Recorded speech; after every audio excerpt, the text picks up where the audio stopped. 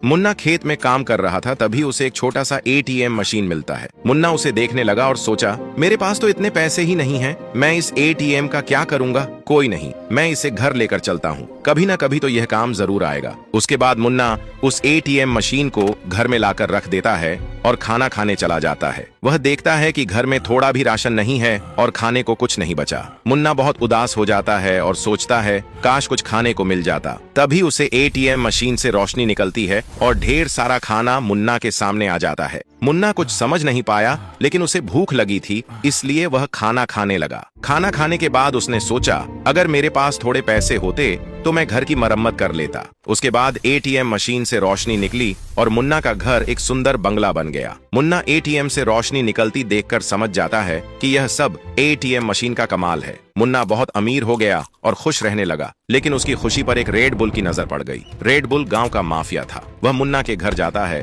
और दिन दहाड़े उसका एटीएम छीन लेता है। मुन्ना बहुत उदास हो जाता है और वह रोने लगता है, लेकिन वह कुछ नहीं कर सकता था। उसके बाद रेड बुल एटीएम से पैसा निकालने लगा, तभी एटीएम गायब हो गया और रेड बुल का घर टूट गया। एटीएम मशीन गायब होकर मुन्ना के घर आ जाती है और मुन्ना उसे देखकर बहुत खुश हो जाता है। रेड बुल एटीएम न पाकर गांव में आतंक मचा देता है और वह सारे गांव वालों को बंदी बना लेता है और कहता है, अगर वह एटीएम मुझे नहीं मिला तो मैं सारे गांव वालों को नौकर बना लूंगा। पुलिस वाले आते हैं, लेकिन रेड बुल के आदमी सारे पुलिस वालों को मार देते हैं। मुन्ना बहुत दुखी हो जाता है और वह एटीएम मशीन को रेड बुल को देने का फैसला करता है। उसके बाद मुन्ना एटीएम को लेकर रेड बुल के अड्डे पर जाने लगता है। वह रेड बुल के अड्डे पर गया और बोला, यह लो एटीएम मशीन, अब तुम सब गांव वालों को छोड़ दो। वह रेड बुल को जैसे ही एटीएम मशीन देने वाला था, तभी एटीएम मशीन से आवाज आई, अब फैसला वोटिंग से होगा।